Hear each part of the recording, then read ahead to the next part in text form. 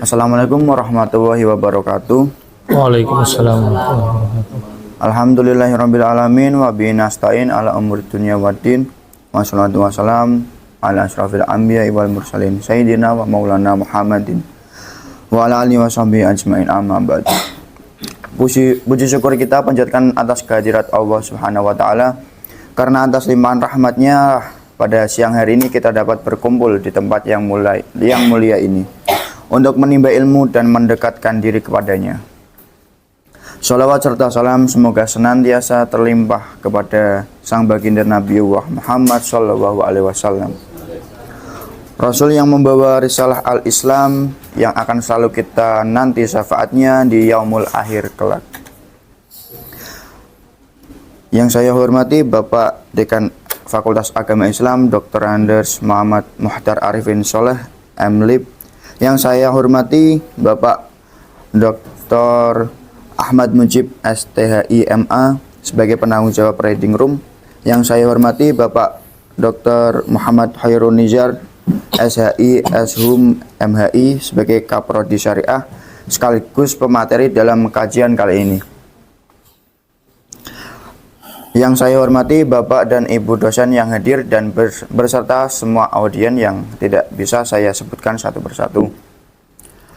Dalam acara ngaji posonan di kampus kali ini, dengan tema mengenal lebih dekat ulama Nusantara, kita akan mengenal lebih dekat biografi beliau Kiai Haji Nur Ahmad dari Jepara.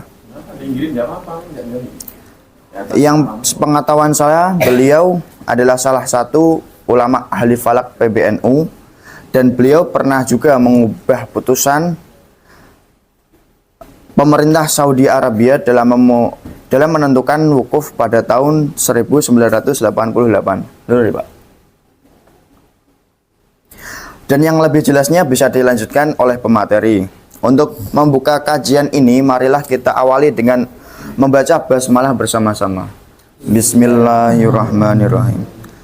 Selanjutnya saya persilakan Bapak Ustadz Nihyar untuk menyajikan paparan materi. Waktu dan tempat saya persilakan. Baik.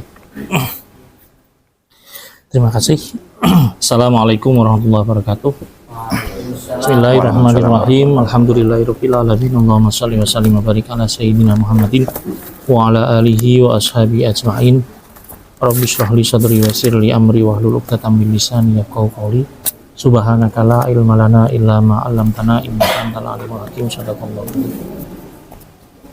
Baik, terima kasih atas waktu yang telah diberikan pada siang hari ini.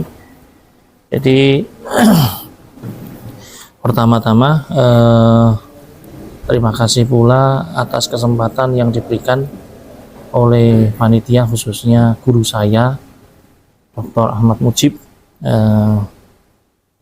Untuk kesempatan kali ini kita mengenal ulama Nusantara, khususnya kajian kita pada hari ini adalah kita akan lebih mengenal lebih jauh beliau Kiai Haji Nur Ahmad SS, pakar falak dari Jepara. Namun sebelum kita mulai pembahasan beliau, alangkah baiknya kita hadiah Fatihah terlebih dahulu untuk beliau dan serta para guru dan para masyayikh yang telah mendahului kita, serta para tokoh-tokoh yang akan kita sebut nanti pada hari ini. Kita hadiah Fatihah kepada beliau-beliau semua. Semoga berkah Fatihah itu semua kita mendapatkan keberkahan ilmu dari tokoh-tokoh yang kita sebut pada hari ini dalam presentasi saya, dalam materi saya. Allahumul Fatihah. A'udzubillahi minasyaitonir rajim. Bismillahirrahmanirrahim. Alhamdulillah. Iyyaka na'budu wa iyyaka nasta'in.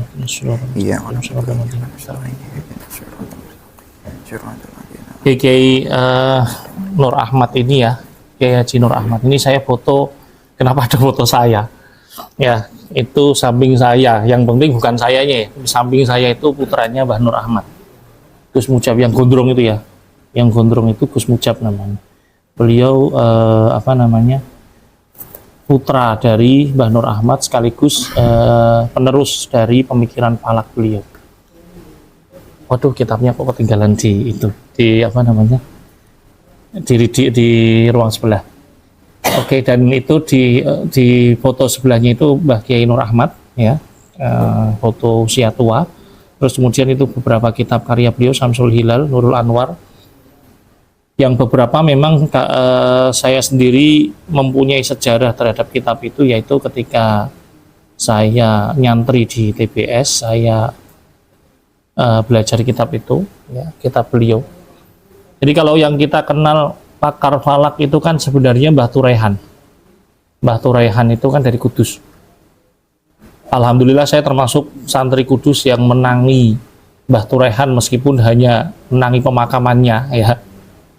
Pemakamannya waktu itu luar biasa ramai sekali di apa namanya di Menara. Mbah Turehan karena termasuk duriyah dari Sunan Kudus dimakamkan di komplek pemakaman Sunan Kudus. Jadi kalau saya belajarnya pada putranya Mbah Turehan, Kiai Haji Khairozzat. Ya.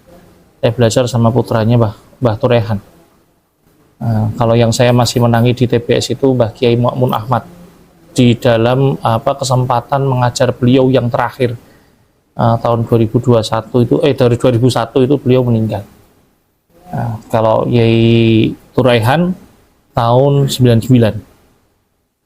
Kemudian Mbah Nur Ahmad ini tahun 2012. Nah, ini yang menarik, ada gelar SS di belakangnya itu sebenarnya bukan gelar, ya, tapi itu nama dari ayah sama kakeknya. Beliau sering juga bercanda kalau SS itu sarjana srengenge, jadi yang sarjana srengenge itu gurauan beliau. Jadi sampai sekarang pun saya masih akrab dengan putra beliau, kadang bahkan sering melaksanakan ruqyat bersama, sering ngobrol, bahkan beliau kalau telepon saya itu sampai 1 jam lebih itu sama putranya Kiai Nur Ahmad, Gus Mujab. Nah, pertama sebagai pendahuluan terkait dengan ilmu falak ini, memang sebenarnya Indonesia ini nggak kurang pakar ilmu falak, banyak sekali. Dari Sumatera, dari Kalimantan, kemudian dari Jawa khususnya itu banyak sekali pakar yang mempunyai kepakaran ilmu falak. Ulamanya banyak kalau di Indonesia, bahkan sampai sekarang. Saat ini bersamaan dengan kita melaksanakan kajian ini, kami di Prodi Syariah juga masih istifadah ilmu dari beliau Kiai Haji Dr. Andes Slamet Hambali. Saat ini beliau ngajar di lantai 3. Beliau juga termasuk guru dari para guru ilmu falak se-Indonesia. Hampir bisa dipastikan saat ini yang mengajar ilmu falak terutama di kampus-kampus Islam itu kebanyakan di antara mereka, sebagian besar adalah murid dari Pak Kiai Slamet Hambali, termasuk saya. Bakal mugo-mugo Pak Kiai Slamet Hambali umurnya panjang, termasuk teman-teman yang dari syariah ini. Amin. Karena bagaimanapun ya, meskipun beliau sudah melepaskan mata kuliah ilmu falak itu untuk diampu saya, tapi saya yang eman-eman. Karena yaitu tadi berkahnya dari para masyayikh ini yang kami cari, sehingga saya secara pribadi datang ke rumah beliau untuk minta supaya beliau tetap ngajar di syariah semester ini. Pak Kiai Slamet Hambali. Pak Kiai Slamet Hambali ini murid Mbah Nur Ahmad, termasuk murid Mbah Nur Ahmad. Meskipun secara keilmuan beliau lebih banyak belajar langsung kepada Kiai Zubair Umar Jailani dari Salatiga, ya, dari Salatiga. Nah, maka banyak sekali pakar ilmu falak di Indonesia ini sejak dulu sampai sekarang bahkan banyak sekali, termasuk diantaranya Syekh Mansur Al-Batawi, kemudian Khotib Al-Minangkabawi, Kiai Haji Ahmad Dahlan pendiri Muhammadiyah juga pakar falak, Kiai Haji Turehan Ajhuri, ya, Kiai Haji Nur Ahmad Rian, bahkan tadi ceritakan sama Mas moderator, sampai mampu merubah keputusan pemerintah Saudi terkait Haji Akbar.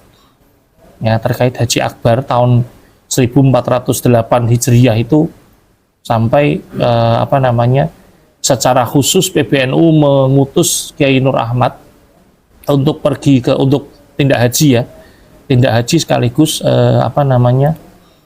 menyampaikan koreksi terhadap hasil hisab yang diputuskan oleh pemerintah Saudi sehingga menyebabkan saat itu wukufnya harusnya Sabtu jadi Jumat.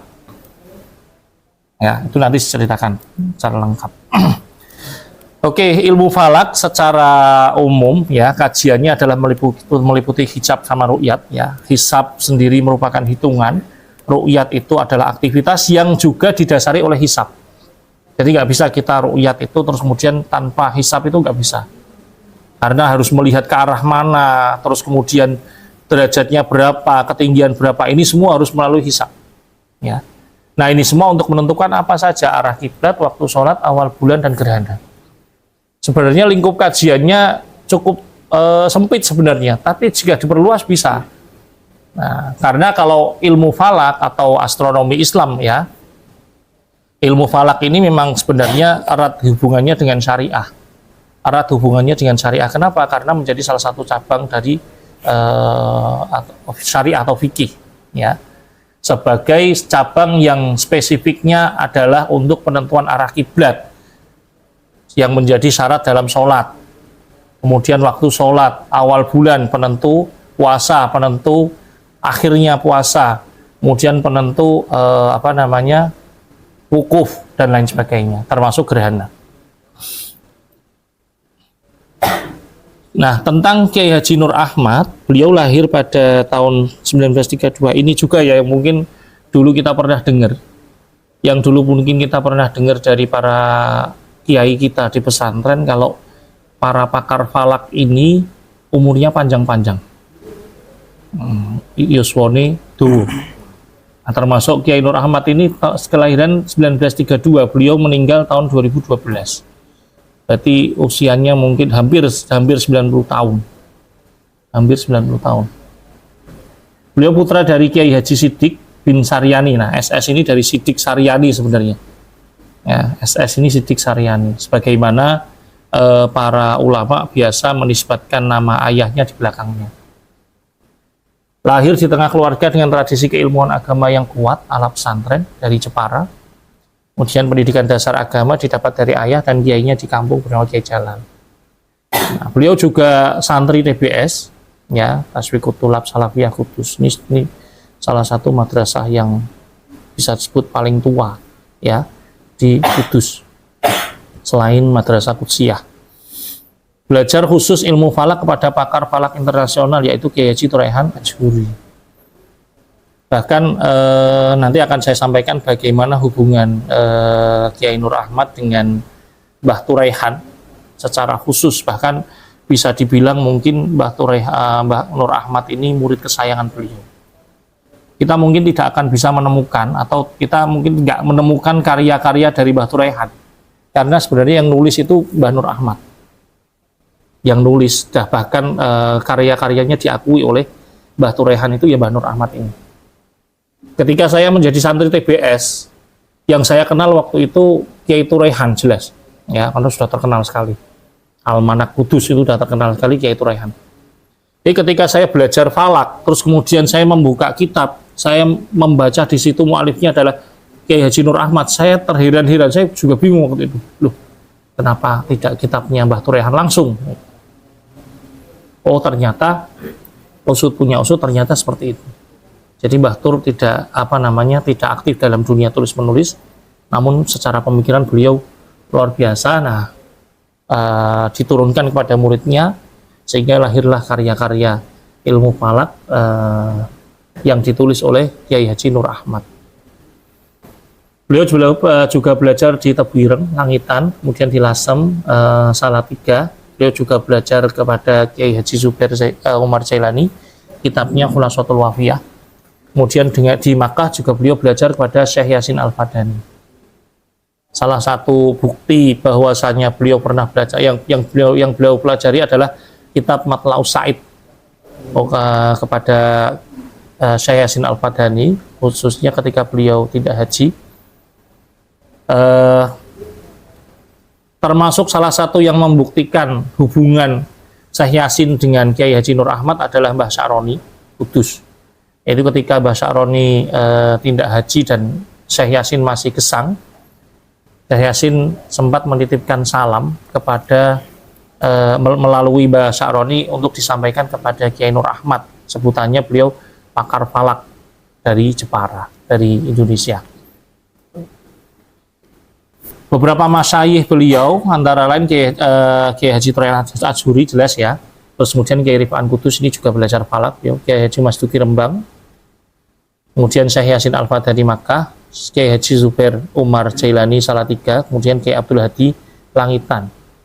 Sebenarnya kita bisa mengakses juga di website laduni. Di website Laduni itu ada, di sana ternyata cukup menarik, ada foto sanad keilmuan, ya, sanad keilmuan dari para masyayikh. Ini tadi yang saya foto, cuman hanya saja kekurangannya foto-foto yang diambil itu kadang nggak pas. Seperti ini tadi fotonya Mbah Tur, ternyata yang diambil fotonya putranya. Ini fotonya Mbah Maksum langsung juga. Nampaknya itu saya kurang tahu apakah Mbah Maksum fotonya atau Mbah Ali Maksum malah di website Laduni, ya. Ini tadi saya ganti langsung yang di tampilan ini, tapi ya kalau di websitenya masih sama. Yang diambil malah fotonya Kiai Khairuzat, putra dari Mbah Tur. Nah, dari sini bisa kita lihat Mbah Nur Ahmad belajar kepada Kiai Makmun Ahmad. Saya juga langsung belajar pada Kiai Makmun Ahmad. Karena beliau waktu saya di TPS masih bisa mengajar.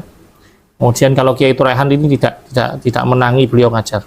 Mbah Nur Ahmad juga saya tidak menangi beliau ngajar, karena beliau ngajar TPS itu terakhir sekitar tahun 2000. Sekitar tahun 2000. Saya masuk TPS itu tahun 99. Jadi mungkin masa-masa terakhir beliau, saya belum sempat bertemu sama beliau. Saya bertemu dengan murid-murid Kiai Nur Ahmad. Di atasnya ada Kiai Arwani, Mbah Raden Asnawi, kemudian Kiai Maksum Tebuireng, Jombang, terus kemudian Kiai Abdul Jalil Hamid Tayu, dan seterusnya. Murid-murid beliau, termasuk tadi yang saya sampaikan tadi, Kiai Slamet Hambali, Kiai Haji Rafiq Hadik, ini yang mengajar saya ilmu falak, termasuk ilmu faraid. Kemudian Gus Saiful Mujab, ya, guru sekaligus teman saya juga. Kiai Izuddin, dosen UIN Wali Songo, terus kemudian Kiai Haji Marzuki Ahal, Ponpes Babakan Ciwaringin Cirebon. Ini juga saya pernah bertemu dengan beliau, pernah belajar sama beliau. Kegemaran beliau terhadap ilmu falak, ya, ilmu falak ini bagaimanapun ilmu yang langka, jarang yang suka, karena angel, ya, angel. Ilmu falak itu ilmu yang sulit. Saya menekuni ilmu falak itu sebenarnya intens bener justru malah ketika di TPS. Jadi saya akrab dengan kalkulator saintifik itu, kemudian mengisi satu persatu kolom dengan angka Arab, bahkan sempat pakai angka Arab juga. Ya, meskipun terakhir ketika sistem komputerisasi sudah pakai angka modern, ya, angka Indonesia. Terus kemudian menjumlah total, terus sin kostan semacam itu, ya. Intens sebenarnya ketika saya di TPS. Sebenarnya itu. Terus kemudian kembali diingatkan di sini, ketemu Pak Yai Slamet Hambali, mata kuliah ilmu falak. Nah, intens lagi ketika saya, meskipun nggak begitu ya, karena jenjangnya sudah S3. Ketika saya S3 di UIN Wali Songo, bertemu dengan pakar-pakar falak di sana, barengan termasuk Gus Mujab, kembali lagi membuka-buka kitab-kitab falak klasik, ya, yang sebenarnya kalau di Indonesia ini, kalau kita kaji falaknya itu ya, termasuk rumus-rumusnya itu luar biasa sekali. Ya, dengan bayangkan kiai pakaiannya sarung, ya, seperti santri pada umumnya, pakaiannya sarung, tapi rumus itu benar-benar mendetail. Benar-benar mendetail sampai istilahnya itu bahkan kalau teman-teman tahu, ya, metode hisab itu sampai hakiki bitadqiq. Hakiki bitadqiq itu yang saya pernah pelajari, salah satunya kitab Durul Anik itu menyajikan beberapa interpolasi atau koreksi-koreksi dari hitungan itu sampai banyak sekali. Jadi kalau kita ngitung, ya, kalau kita ngitung manual dari awal sampai akhir mungkin membutuhkan waktu setengah hari. Nomor kerjanya panjang sekali.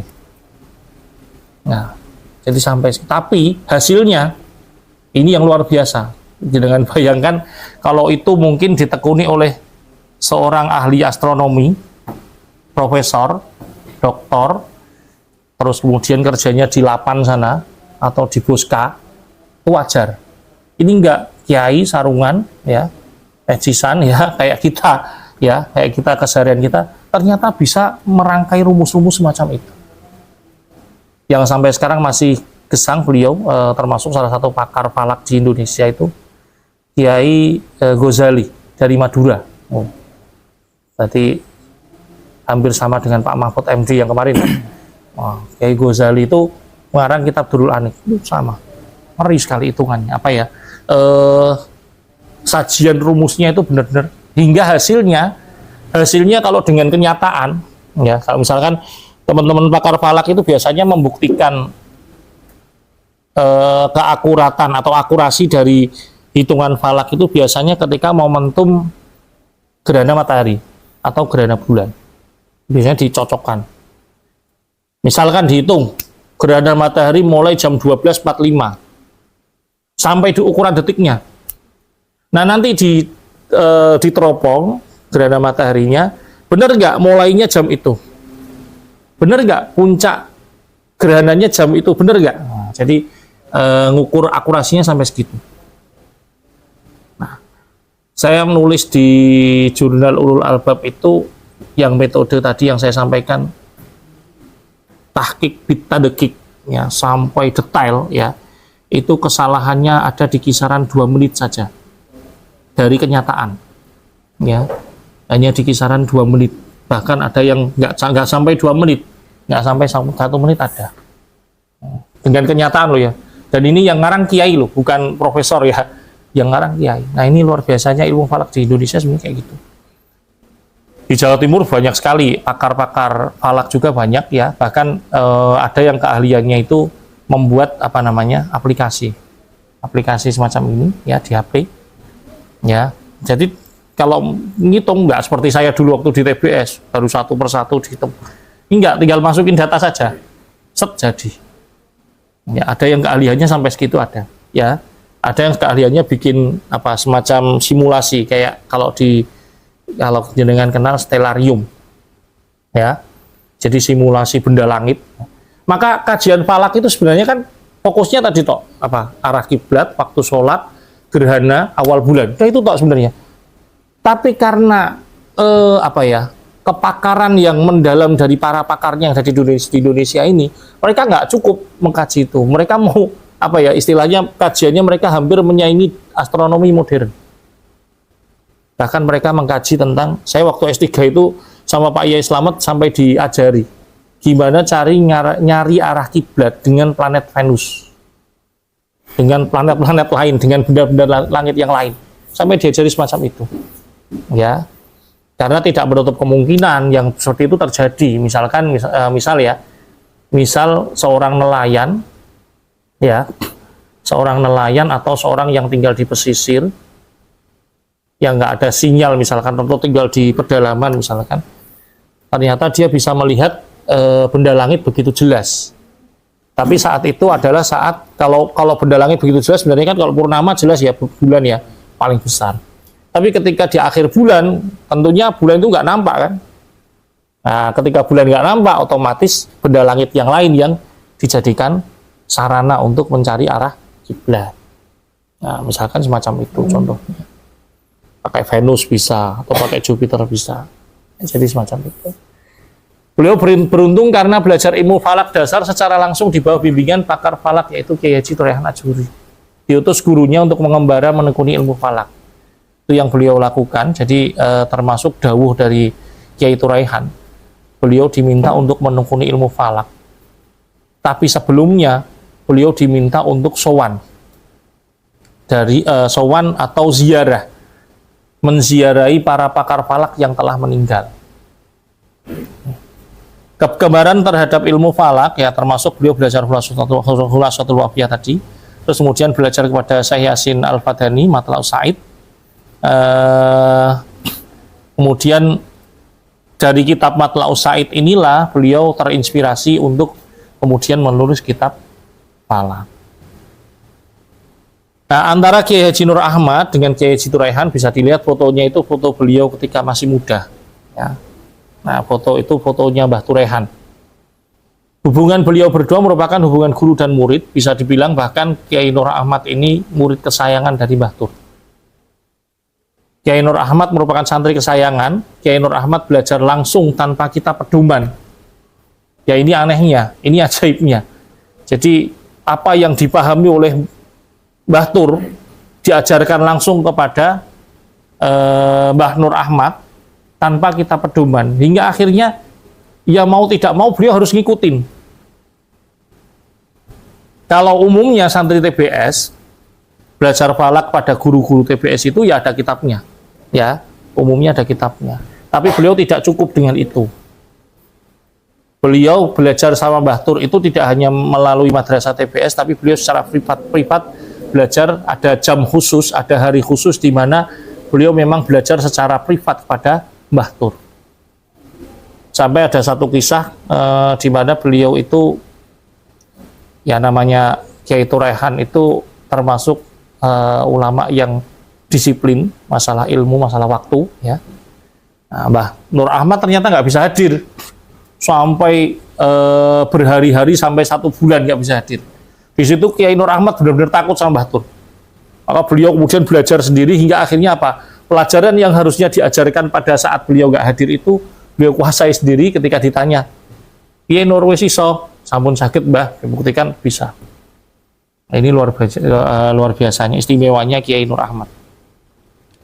Kitab-kitab Kiai Haji Nur Ahmad yang menjadi kitab dasar pembelajaran falak kemudian diajarkan di madrasah TBS Kudus. Antara lain yang kami pelajari waktu itu Syawarikul Anwar, kemudian ada Samsul Hilal ya tepatnya ya. Samsul Hilal itu ada metode takribi, ada yang urfi, kemudian Nurul Anwar. Belajar ilmu falak jalur ruhaniyah, ziarah ulama ahli falak atas perintah Kiai Haji Turaihan Ajuri. Ini yang saya sampaikan tadi.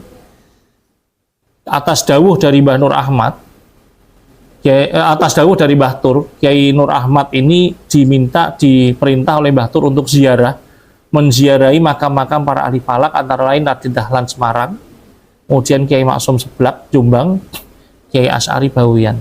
Itu dijalani oleh Kiai Nur Ahmad. Dawuhnya Mbah Tur, jika kamu ingin menguasai falak, berziarahlah kepada Kiai Maksum Jombang. Hadroh kirim Fatihah kepada banyak kiai agar barokah ilmunya. Nah, jadi ini yang barangkali mungkin agak dilupakan oleh tradisi keilmuan di dunia akademik, ya, di dunia akademik.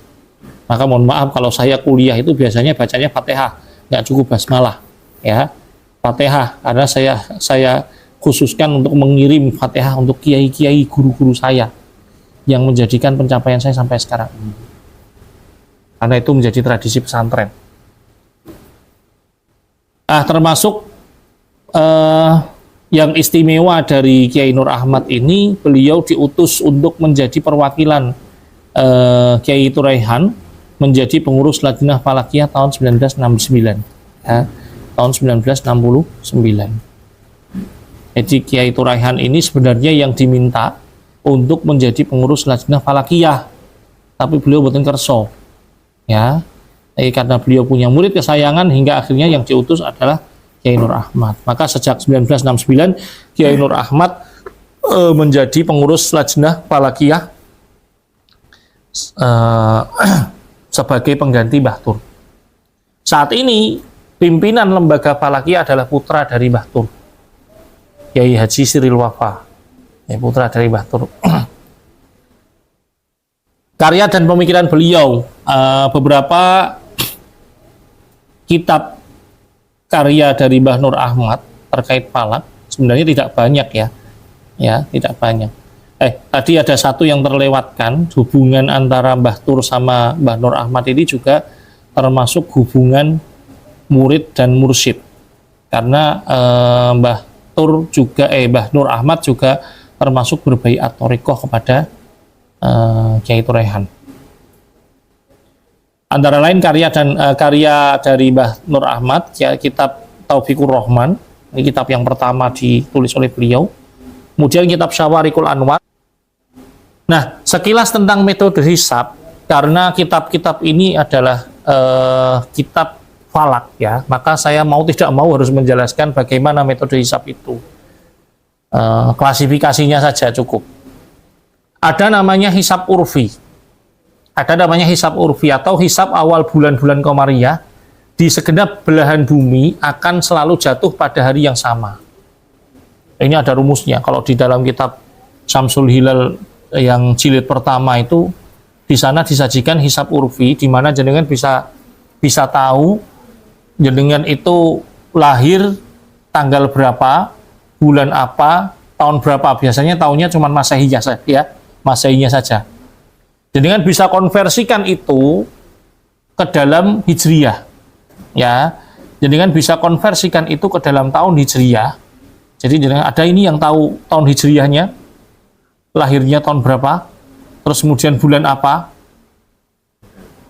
Nggak ada yang tahu ya, jarang itu yang tahu, biasanya jarang yang tahu, ya, jarang yang tahu itu biasanya.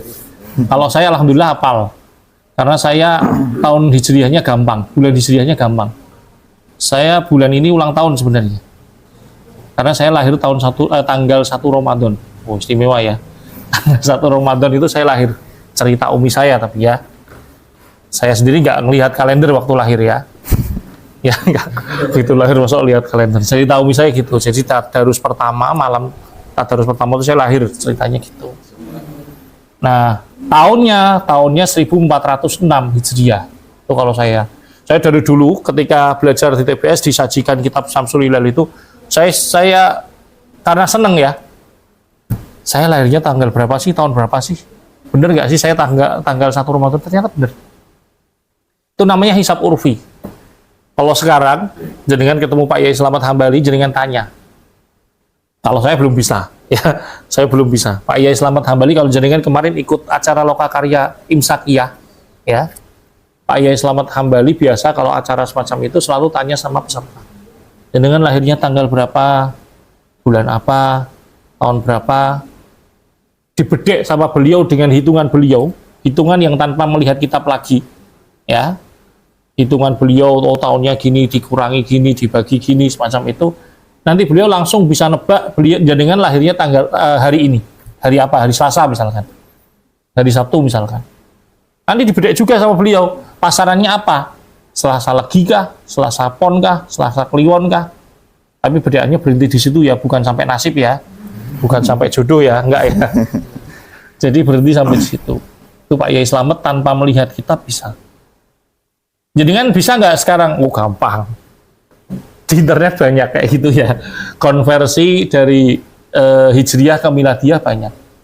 Ini tahun sebelum ada internet, tahun 80-an, tahun 90-an Mbah Kiai Nur Ahmad ini sudah bikin itu. Kitab dengan sajian hisab urfi, ya. Kitab dengan sajian hisab urfi di mana pembacanya nanti bisa melihat, bisa praktek. Saya lahir tahun 88 misalkan, atau tahun 90 misalkan, ya, tahun 95 misalkan. Nah, harinya apa, tanggal berapa, bulan apa, nanti harinya apa, jenengan bisa cari. Hijriyahnya tanggal berapa, jenengan bisa cari dengan kitabnya Mbah Nur Ahmad. Itu saya ketika nyantri di TPS tahun 99 itu, tahun 2000 itu sudah belajar itu, ya, sudah belajar kitab Syamsul Hilal itu. Itu namanya hisab urfi. Kalau jenengan lihat di Indonesia, ya, di Indonesia itu kan kadang ada, nggak kadang, bahkan sering ya. Ini nanti, kalau kemarin kita Ramadan bareng ya. Iya. Ingat ya, Ramadan kemarin tanggal hari apa mulainya? Kamis ya, bareng kita ya. Ini nanti Idul Fitri kemungkinan besar kita nggak bareng. Nah, teman-teman dari Muhammadiyah nanti duluan. Ya, teman-teman dari Muhammadiyah nanti duluan. Mereka kalau nggak salah nanti lebarannya tanggal 21 April. Kita yang mungkin ikut pemerintah, kalau jenengan ikut Muhammadiyah berarti di CI. Posone kok cuma 29 dino. Ya, 29 hari. Terus apa namanya? Kalau teman-teman yang ikut pemerintah nanti 30 hari puasanya. Jadi antara tanggal 21 April sama 22 April. Wis kono dititeni. Ya kira-kira nanti tanggal 21 April malamnya ya, yang ikut pemerintah lanjut raweh lagi. Raweh ke 30 ya. Prayogi Melodi Prayogi. Ikut pemerintah. Nggak apa-apa kalau kan memang ada instruksi gitu ya. Ya, ada instruksi gitu. Kalau memang ikut Muhammadiyah nggak apa-apa. Jadi kalau itu diterangkan, sebenarnya mereka menggunakan wujudul hisab, wujudul hilal ya. Hisabnya hisab hakiki. Maka mereka ini yang benar. Tapi kalau teman-teman dari NU, teman-teman dari yang ikut pemerintah, itu mereka menggunakan ru'yat bil fi'li yang kami lakukan kemarin sama Mas Muammar nih. Kemarin kami ru'yat di Condrodipo, Gresik. Ada 5 orang berhasil melihat hilal. Tapi alhamdulillah bukan termasuk saya. Bukan termasuk saya. Dan hilalnya kemarin di atas mendung ya.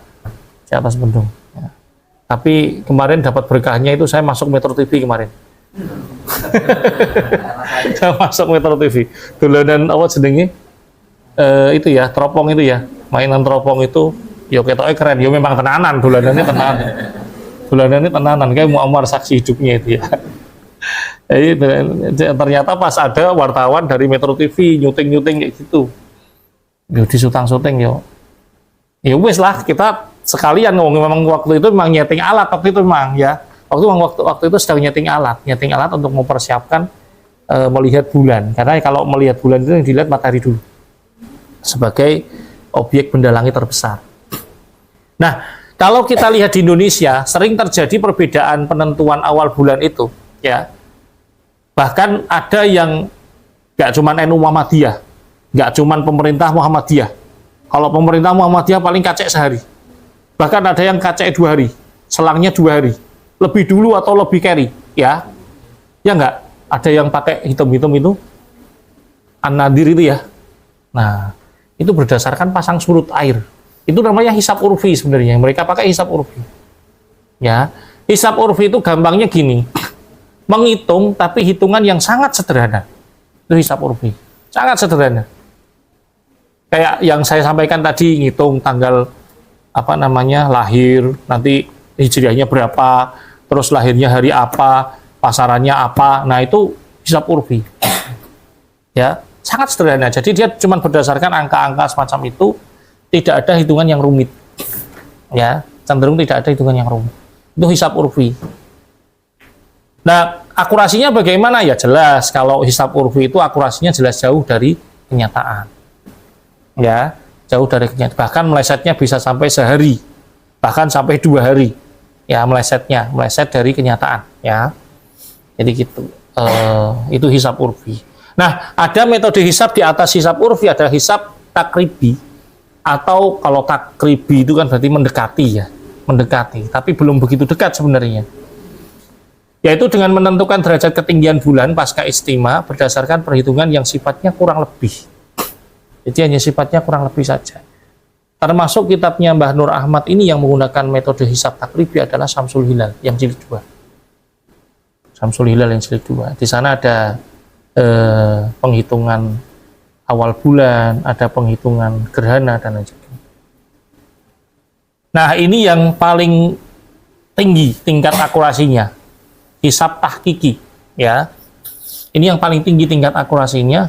Hisab tahkiki ini ada tahkiki bit takrib, ada tahkiki bit tahkik, ada tahkiki bit tadkik. Wah, sampai didetailkan kayak gitu. Ya, ini kalau saya ngambil dari kitab Durul Aniknya Kiai Ghazali, Kiai Ahmad Ghazali. Hisab tahkiki bit takrib ini ya akurat, tapi nilai akurasinya masih paling rendah di antara 3 ini. Di antara hisab tahkiki yang paling rendah tahkiki bit takrib. Ya, tahkiki bit takrib.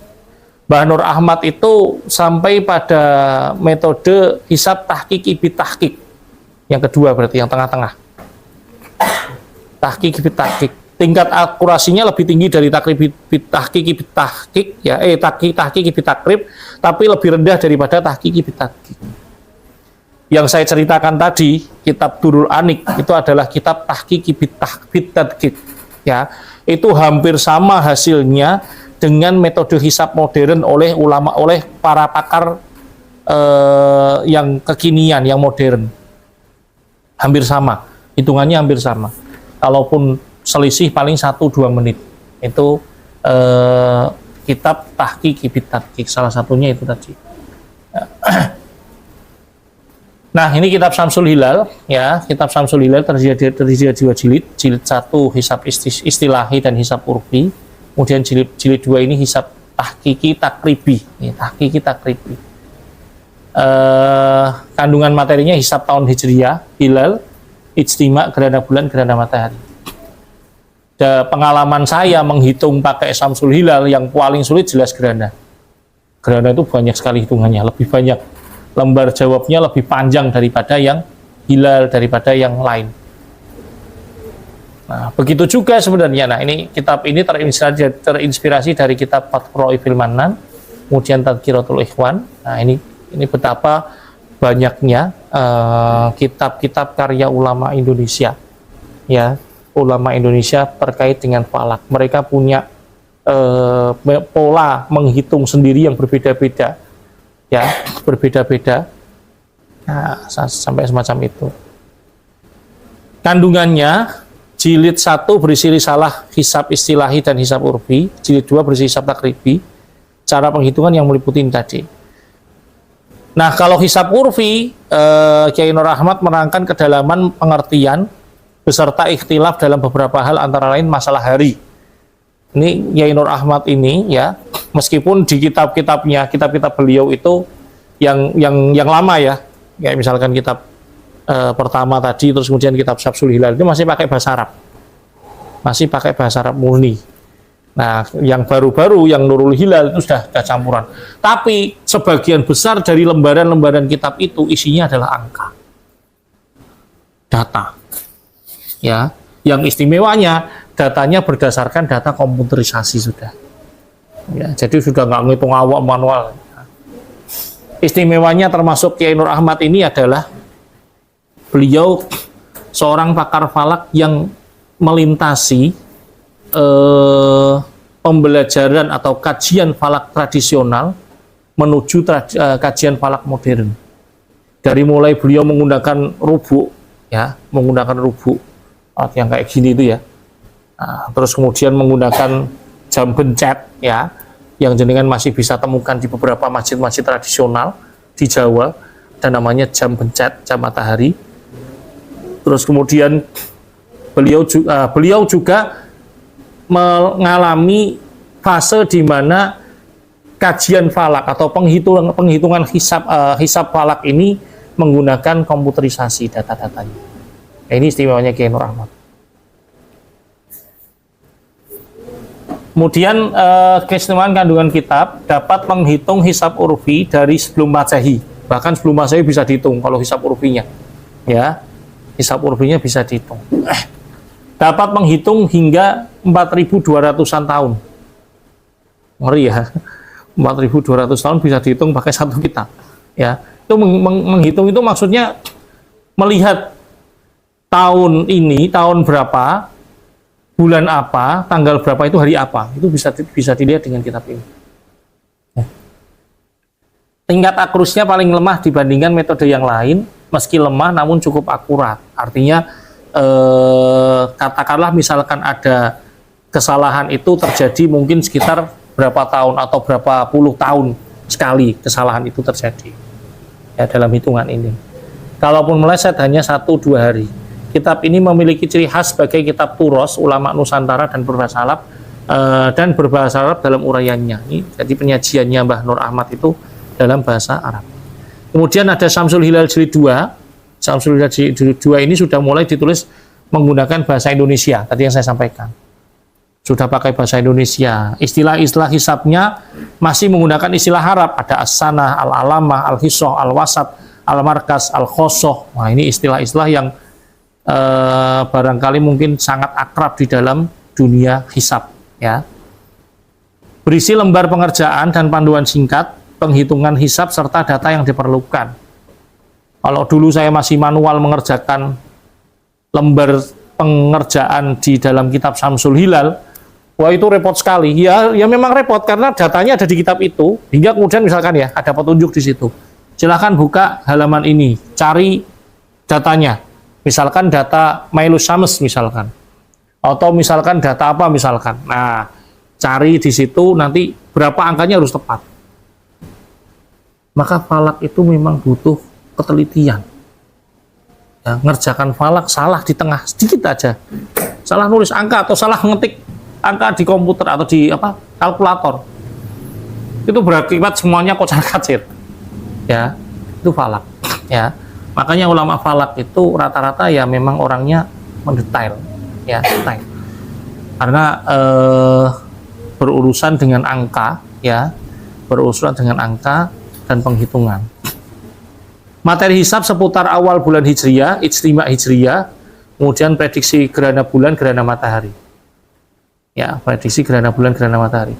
Yang diprediksikan tidak hanya kapan terjadinya, tapi yang diprediksikan terkait gerhana itu sampai kapan, jam berapa, menit berapa, detik berapa awal terjadinya gerhana.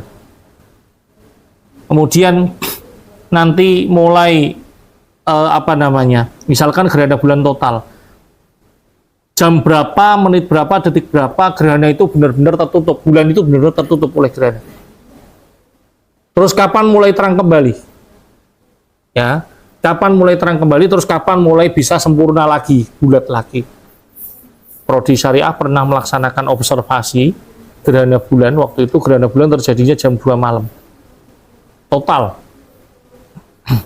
Jadi waktu itu saya sama Pak Ardi dan teman-teman mahasiswa angkatan waktu itu ya, melekan sewengi, suntuk ya. Satu malam suntuk itu neropong kita. Di depan itu, depan fakultas. Semalam suntuk, terus diakhiri dengan kegiatan sholat gerhana tepat jam 3 malam ya di masjid. Jadi waktu itu sempat neropong gerhana semalaman beneran. Jadi mulai habis isya, terus kita pantau terus jalan terus karena kita punya alat teropong itu sudah modern. Dia ngikutin, dia mencari secara otomatis di mana letak bulan, di mana letak matahari. Nggak cuma mencari, ya, nggak cuma mencari, dia juga ngikutin secara otomatis kemana matahari atau bulan berjalan, kemana benda langit berjalan. Ini ada pengalaman menarik ya. Jadi terus terang saya ketika mendalami falak ini dulu di TBS nggak pernah bersentuhan dengan teropong, nggak pernah bersentuhan dengan alat, hanya hitung-hitungan saja. Sampai saya kuliah, sampai saya S1, S2, saya masih penasaran gimana sih neropong itu, ya, gimana neropong itu. Sampai kemudian saya S3 ditakdirkan oleh Gusti Allah masuk S3 konsentrasinya falak. Saya masih penasaran. Ini kebetulan ini saya masuk falak ini saya harus belajar teropong. Ya. Saya sampai pernah ngikutin yang namanya Gus Mujab tadi. Saya di PHP sama beliau. Itu cerita ya. Cerita sekaligus curhat. Bener tuh, dari Semarang kami satu kelas ya ngikutin beliau karena beliau bawa alat teropong yang katanya mahal itu ya. Bawa alat teropong, oke kok yuk dewe ning Jeporo. Kita ke Jepara, kita nanti teropong di sana. Udah kita ngikutin, saya ngikutin, saya penasaran. Karena penasaran itu saya ikutlah Gus, saya ngikut. Oke. Sampai di rumahnya beliau itu nggak dibuka teropongnya. Nggak dibuka teropongnya di PHP gitu. Ya, di PHP malam itu nggak tahu entah karena mendung atau karena nggak mau repot atau gimana saya nggak tahu. Sampai pulang lagi Semarang, jadi kita nggak menghasilkan apa-apa. Kita nggak menghasilkan di PHP itu tadi bahasanya ya, di PHP sama Gus Mujab. Sampai pada akhirnya saya juga nggak tahu.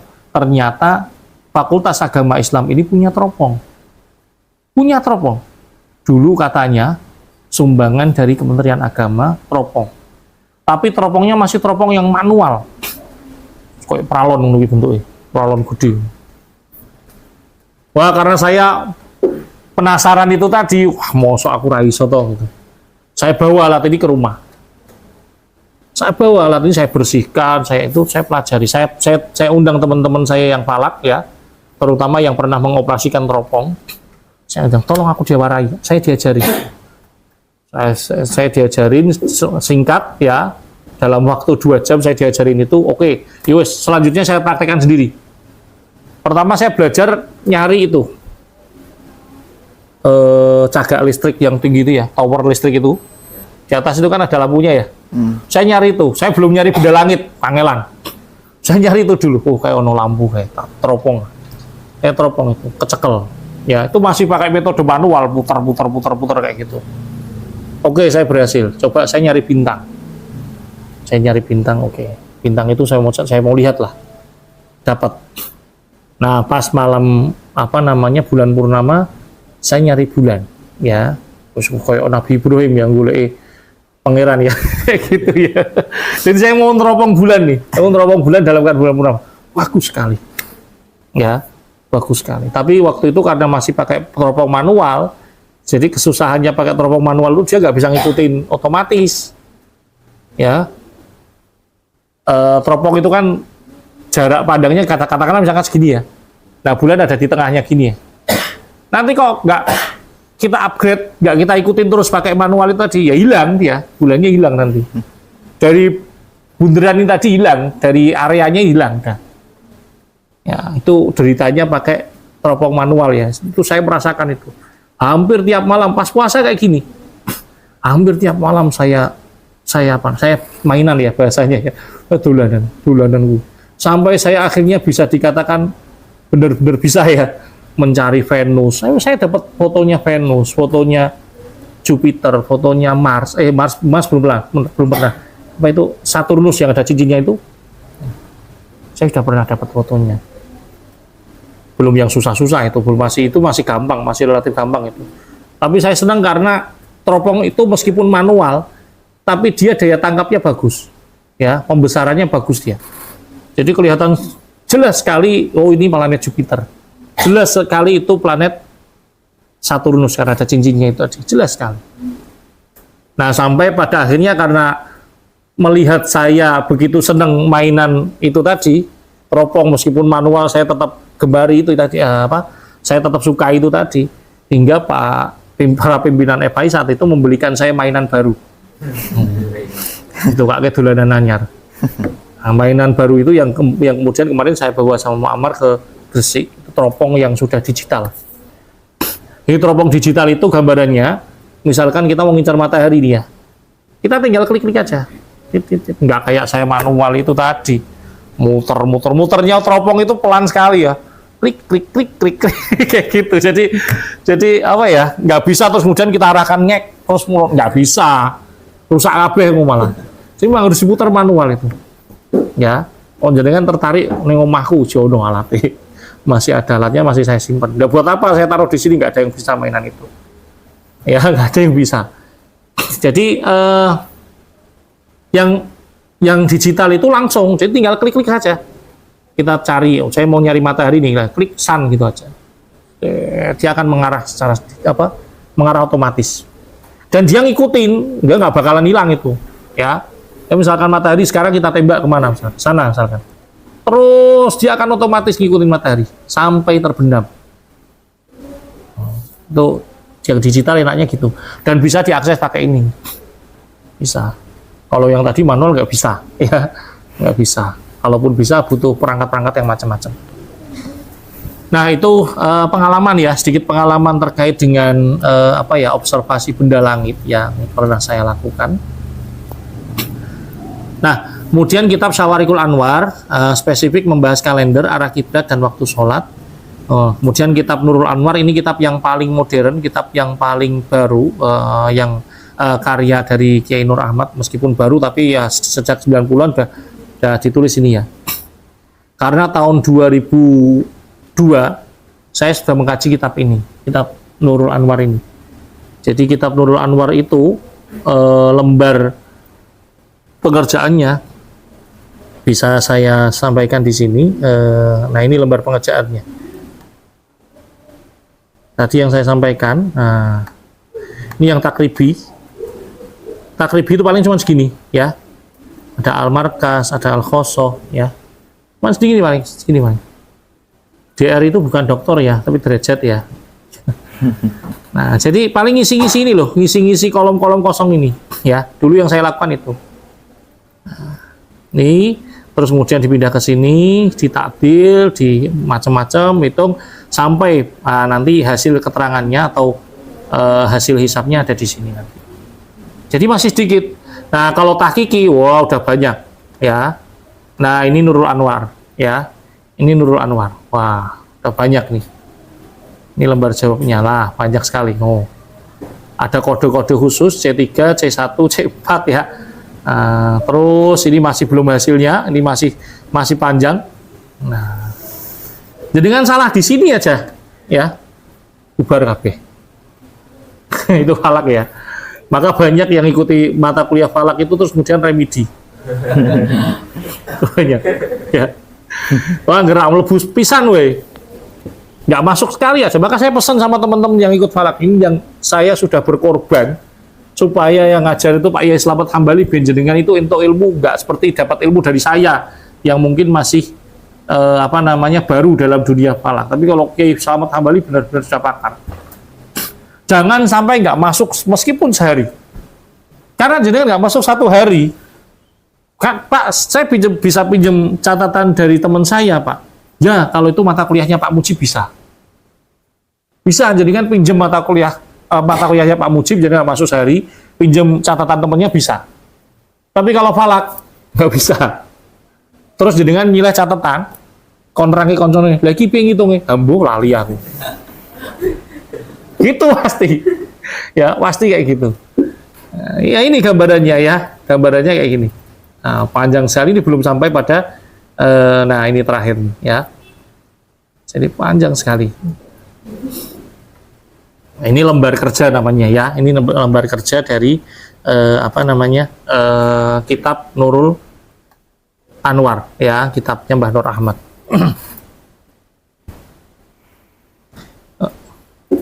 Nah, jadi kitab Nurul Anwar ini terdiri dari 2 jilid. Jilid yang pertama adalah ada dua jenis jilid ya. Ada risalahnya. Risalah itu nanti isinya penjelasan, tata aturan, bagaimana caranya ngitung itu di risalah. Tapi ada satu kitab khusus yang isinya hanya jadwal saja atau data saja. Ya, satu kitab khusus yang isinya hanya data. Nah, ini kitab Nurul Anwar. Kitab dewi ya data. Isinya ning kono angka-angka tok. Bisa dipastikan kalau nggak pernah belajar falak nggak paham. Ya, utawa sing tahu belajar falak tapi nggak tahu sinau mesti lali. Ya, bisa dipastikan itu. Saya sendiri hari ini sebenarnya karena dituntut untuk kajian ini, saya pengen ngitung lagi pakai Nurul Anwar. Tapi ternyata nggak mampu ya, karena saking panjangnya itu tadi nggak nutup waktunya. Saya baru hitung tadi pagi ya, saya coba ya. Saya nyoba mengingat-ingat kitab sistem hisab Nurul Anwar itu.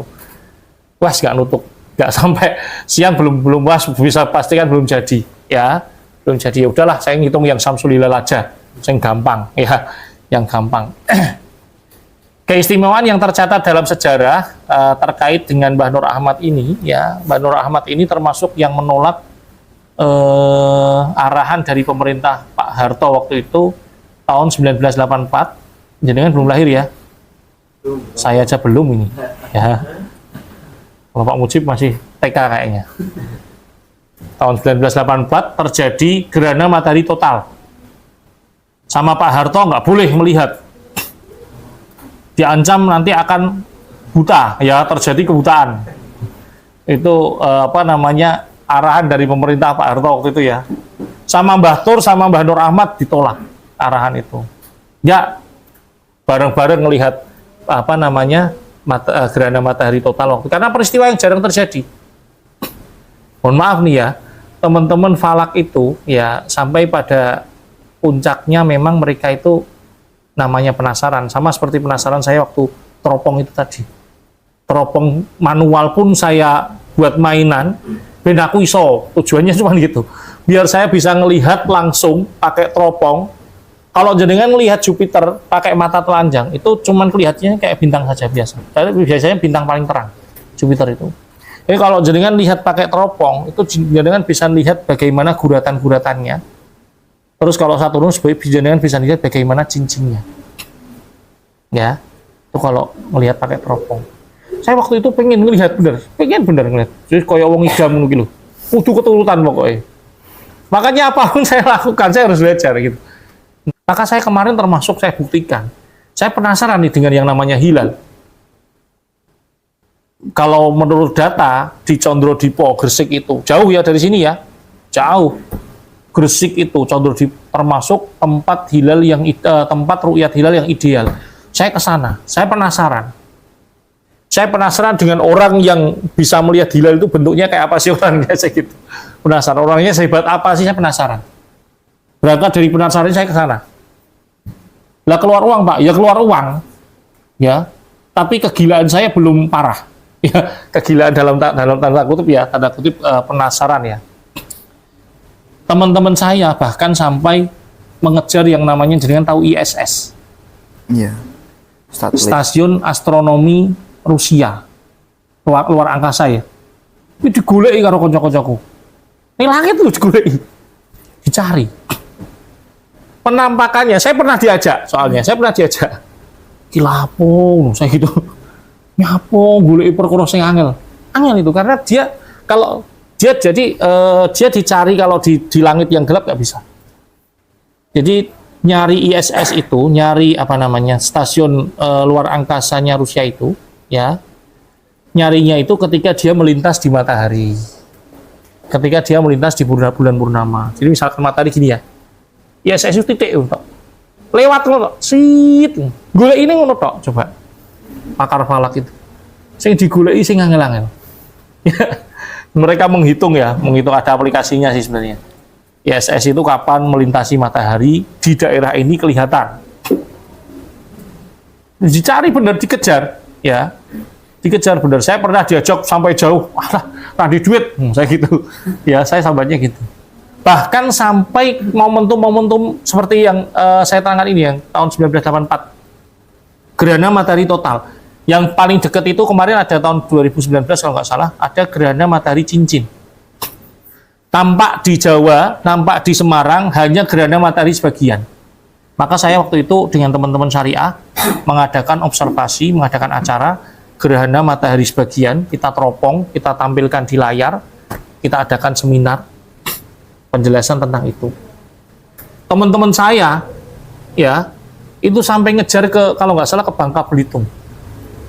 Yurono numpak pesawat bayar ya. Itu cuma ngejar momentum apa? Untuk membuktikan itu tadi loh, hitungannya benar apa enggak. Untuk mengejar, dia pengen mengabadikan matahari cincin, gerhana matahari cincin itu kapan, mulainya jam berapa, benar nggak dengan hitungan saya. Sampai pas cincin itu ya, matahari cincin indah banget ya kayaknya ya. Ini nampaknya ada itu sebentar lagi, oh nggak salah total, tapi nggak di, sayangnya nggak di Indonesia, nggak di Jawa, yang Jawa gitu. Kayaknya kalau nggak salah di Papua apa ya, nggak tahu tahun ini atau tahun depan. Ini Papua jelas modalnya akeh ya. Tapi saya pengen itu sebenarnya, saya pengen ngikutin kayak gitu, ngikutin tren, karena memang memuaskan ya dari sisi apa namanya penasaran itu memuaskan. Iya tergantung kondisi finansial ya jelas ya. Untuk tiket pesawat yang Papua ya orang murah ya. Itu beneran teman-teman saya ya. Teman-teman saya itu bener ngejar sampai ke luar pulau, luar Jawa untuk menangkap momentum itu.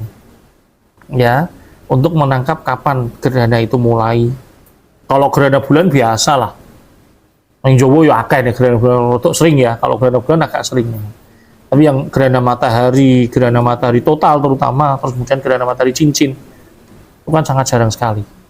Nah, yang seperti sulit dikejar semacam itu. Nah, kemudian yang kedua ada peristiwa yang menarik yang tadi diterangkan oleh Mas Moderator juga, Haji Akbar, yang kontroversial tahun 1408 Hijriah. Ini ceritanya, jadi pemerintah Saudi itu ternyata nggak tahu apakah karena motif politik atau apa.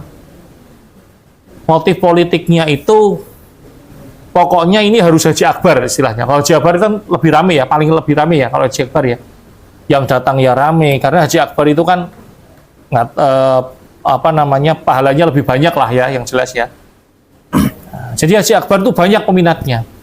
Maka tahun itu pemerintah Saudi atas dasar motif politik itu memaksakan hasil hisab supaya gimana caranya tahun 1 Dzulhijjah harus jatuh tanggal 14 Juli. Sehingga tanggal 9 Dzulhijjah atau pas wukuf jatuh tanggal 22 Juli. Hari Jumat. Jadi wukufnya piye caranya wukufnya di Jumat. Nah, orang Indonesia banyak pakar falak ya.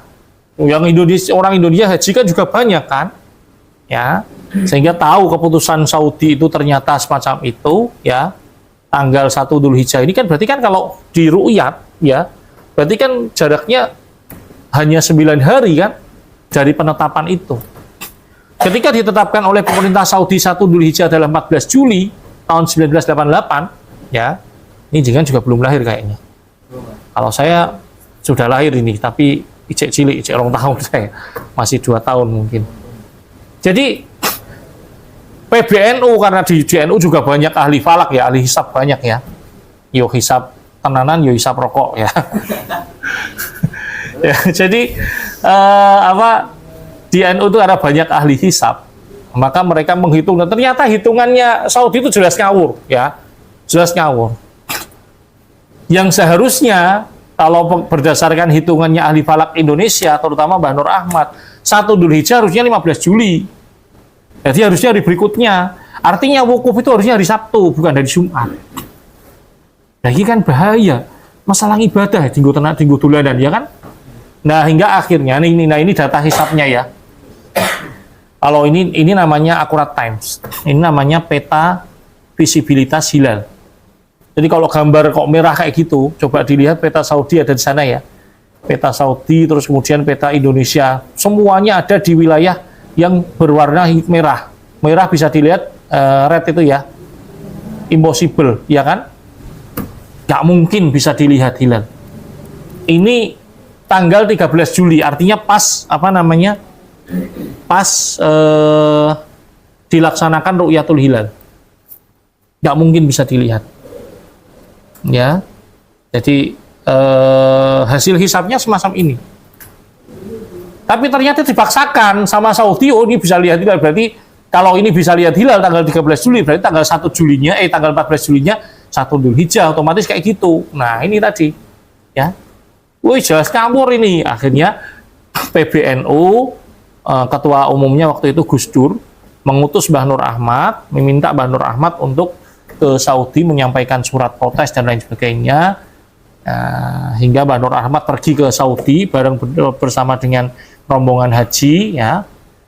Beliau kemudian membuat pergerakan bersama jamaah haji Indonesia yang mukim di sana dan orang-orang yang mukim di sana, membuat pergerakan gimana caranya supaya pemerintah Saudi ini merubah keputusannya.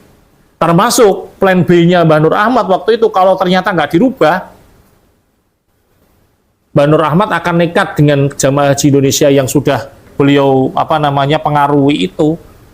Kalau Saudi mau wukuf hari Jumat, saya wukuf Sabtu.